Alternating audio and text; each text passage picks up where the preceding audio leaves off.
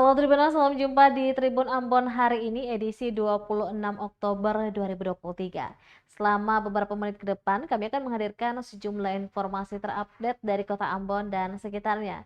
Bersama saya Tanita Patiasina, inilah Tribun Ambon hari ini. Kita mulai dengan berita pertama. Penjabat Wali Kota Ambon, Bodewi Natimena mengakui Pemkot Ambon tak punya kewenangan tertibkan APK. Penjabat Wali Kota Ambon, Bodewi Watimena mengatakan pemerintah Kota Ambon tidak mempunyai kewenangan menertibkan alat peragaan kampanye atau APK menjelang pemilu 2024. Pasalnya yang berhak menentukan pelanggaran pemasangan APK dari pihak Badan Pengawasan Pemilu atau Bawaslu. Meski begitu, saat ini pemerintah Kota Ambon sudah bekerja sama dengan Bawaslu dan petugas Satpol PP saat penertiban APK nanti. Dia mengakui pemerintah Kota Ambon mempunyai peraturan daerah atau Perda tentang ketertiban umum terkait lokasi pemasangan APK. Pada intinya, lanjut Watimena, pemerintah bekerja sesuai aturan sehingga jangan dianggap berpihak atau sebagainya.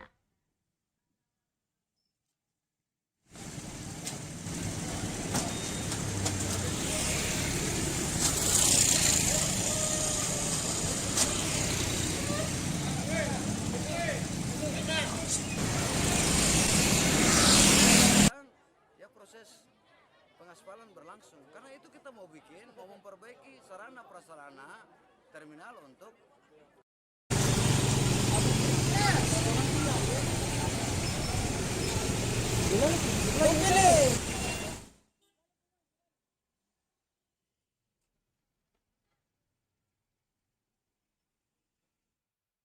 Kita beralih ke berita selanjutnya. Tribuners menjaga ekosistem pesisir pantai. PLN tanam 2.000 mangrove di Negeri Wai, Maluku Tengah. PLN Unit Induk Wilayah Maluku dan Maluku Utara turut serta dalam menjaga serta melestarikan ekosistem pesisir pantai. Hal itu dilakukan melalui penanaman 2.000 anakan pohon mangrove di Negeri Wai, Kecamatan Salahutu, Kabupaten Maluku Tengah, Rabu 25 Oktober 2023 sore. General Manager PLN Unit Induk Wilayah Maluku Utara, Awatuhuloula, mengatakan penanaman mangrove merupakan wujud komitmen PLN dalam peranannya menjaga kelestarian alam. Dirinya berharap penanaman mangrove berdampak positif tidak hanya bagi masyarakat yang tinggal di daerah pesisir, tetapi juga kelangsungan hidup biota laut. Selaras dengan itu, Direktur Distribusi PT PLN melalui sambutan yang dibacakan oleh PLH IVP ODM, Edian Syah, mengungkapkan penanaman mangrove oleh PLN dilakukan juga hampir seluruh wilayah di Indonesia. Menurutnya PLN sangatlah peduli terhadap lingkungan, terlebih khusus untuk mengurangi emisi karbon. Pasalnya dengan penanaman mangrove dipercaya dapat menambah produksi oksigen di alam. Bahkan mangrove merupakan tanaman yang paling berperan dalam pencegahan abrasi. Dikatakan hal ini merupakan wujud dari implementasi program yaitu tentang tata kelola laut dan pantai. Dalam kesempatan itu juga turut hadir Deputi 1 Kantor Staf Kepresidenan, Febri Calvin Tetelepta, yang menyambut baik kegiatan penanaman 2.000 pohon mangrove. Dikatakan melalui penanaman, konsentrasi oksigen di alam akan semakin meningkat, dan itu merupakan wujud komitmen PLN untuk menjaga kelestarian lingkungan hidup. Adapun penanaman tersebut diikuti juga oleh sejumlah OPD terkait, Kapolsek Salahutu dan Ramil Salahutu, Kadis Lingkungan Hidup Provinsi Maluku, Kadis Lingkungan Hidup Maluku Tengah, Kadis Kelautan dan Perikanan Provinsi, Kadis Perhubungan Provinsi, KSOP Tulehu, Kepala Navigasi Kelas 1 Ambon, Kepala Kecamatan Salahutu, Raja Negeri Wai, Raja Negeri Tulehu, Profesor Markus Tukan, dosen Fakultas Teknik Unpati, juga Dr. Richard Beni Luhulima, dosen Fakultas Teknik Unpati dan Ketua Saniri Negeri Wai.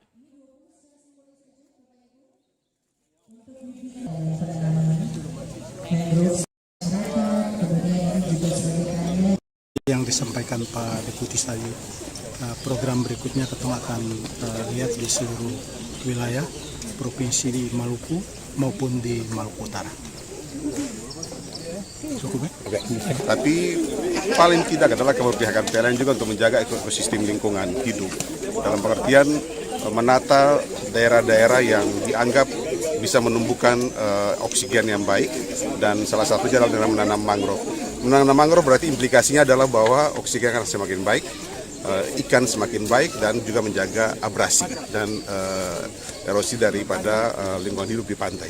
Dan kami melihat bahwa komitmen PLN secara nasional, terutama di Maluku ini, menjadi bagian yang tidak terpisahkan dari komitmen PLN untuk menjaga lingkungan hidup. Provinsi Maluku yang hadir, pimpinan OPD di lingkup Bapak Ibu berdirinya di belakang nama Bapak Ibu masing-masing ya. Oke. Everybody in position, can you sit down? Teman-teman dari Kalisang boleh mendampingi, jangan sampai salah ya. Harus dibuka dulu plastiknya ya. Terima kasih banyak teman-teman.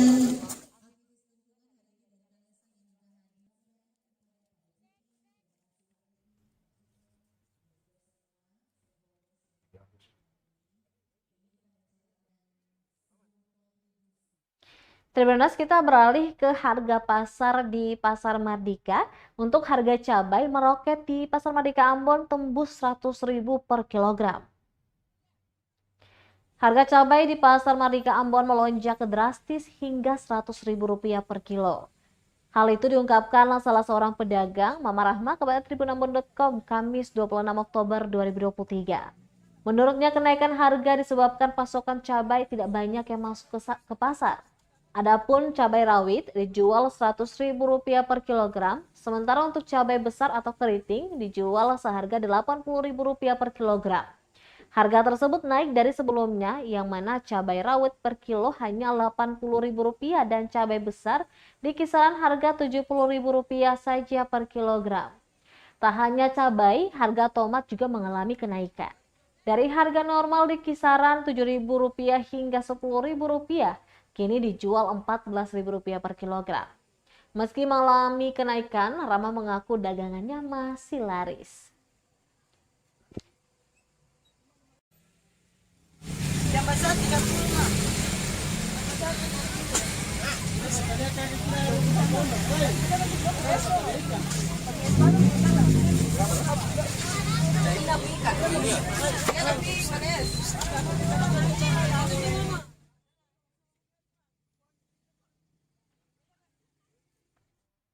Dari harga cabai, Tribuners, pasokan melimpah untuk beragam ikan segar di Pasar Mardika dan dijual dengan harga murah. Melimpahnya pasokan ikan membuat pedagang di Pasar Mardika Ambon menjual dengan harga murah. Pantauan tribunambon.com untuk hari ini Kamis 26 Oktober 2023, sekitar pukul 5 sore hari di lokasi aktivitas jual beli nampak ramai. Beragam ikan ukuran kecil hingga besar dijual para pedagang. Untuk ikan ukuran kecil seperti anak bubara dijual seharga Rp20.000 per 25 ekor. Untuk ikan momar merah ukuran sedang seharga Rp10.000 per 12 ekor. Terdapat pula ikan lema seharga Rp20.000 per 15 ekor dan ikan komu di harga Rp20.000 per 11 ekor. Sementara untuk ikan berukuran besar seperti ikan tatihu dan cakalang dijual mulai harga Rp25.000 saja per ekornya. Salah seorang pedagang Arab mengatakan kepada tribunambon.com bahwa pasokan ikan yang melimpah mengakibatkan harga ikut turun. Harga ikan yang dibeli dari nelayan pun tergolong jauh lebih murah, yakni di kisaran Rp150.000 hingga Rp300.000 per loyang. Saking murahnya, dia baru saja berjualan sudah laku sebanyak 12 tumpuk.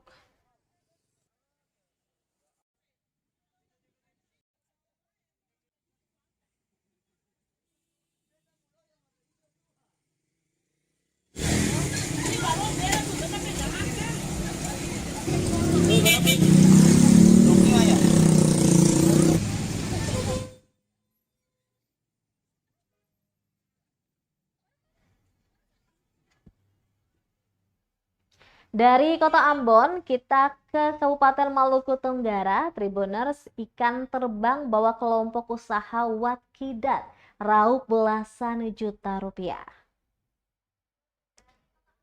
Ternyata jika diolah dengan baik, hasil laut yang tak laku bisa jadi laris manis.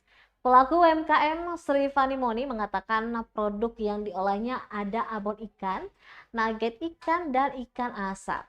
Ketiganya ialah produk olahan ikan terbang. Katanya itu jenis ikan yang tak laku dijual. Namun justru kondisi itu melahirkan ide bisnisnya. Tak main-main, kelompok usahanya bisa menghasilkan hingga 13 juta rupiah dalam 1 bulan. Dijelaskan harga ikan asap cair dibanderol seharga Rp16.000 per 100 gram. Sedangkan abon seharga Rp35.000 per kemasan dan nugget juga dengan harga yang sama.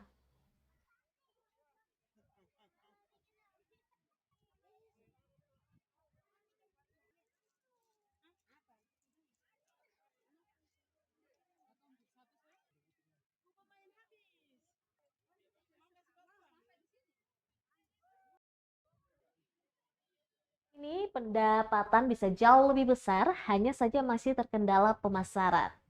Selanjutnya, selain praktis dalam penyajian, produk olahan ikan terbang produksinya juga tahan lama hingga 3 bulan, asalkan disimpan di dalam lemari pendingin.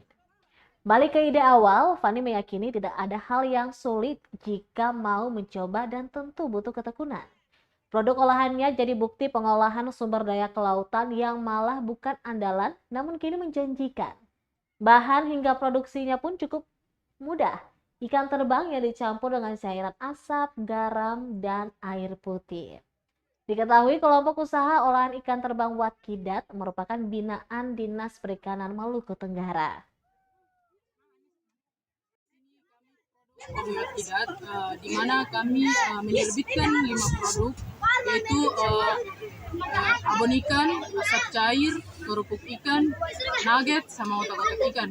Tapi di sini yang kami lagi perjualbelikan itu yang paling tren sekali abon sama kerupuk, karena di mana penjualan kami itu sangat terlaris dengan abon.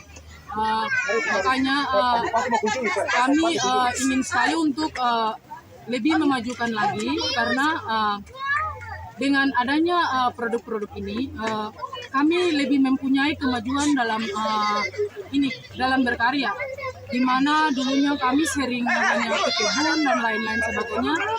Kini kami mempunyai harapan yang lebih utama untuk mempunyai kemajuan lagi ke depan, mempunyai modal, di mana selama ini kami berpenjualan sudah kurang lebih 13 juta pendapatan kami.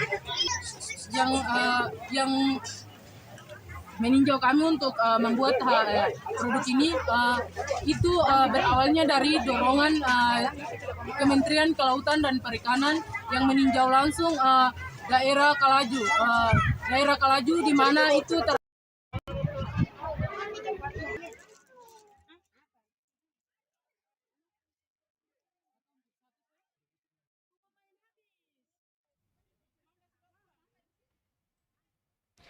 Baik Tribuners, demikianlah Tribun Ambon hari ini edisi 26 Oktober 2023. Saya Tanita Patisina beserta kru yang bertugas undur diri. Sampai jumpa lagi dan amata.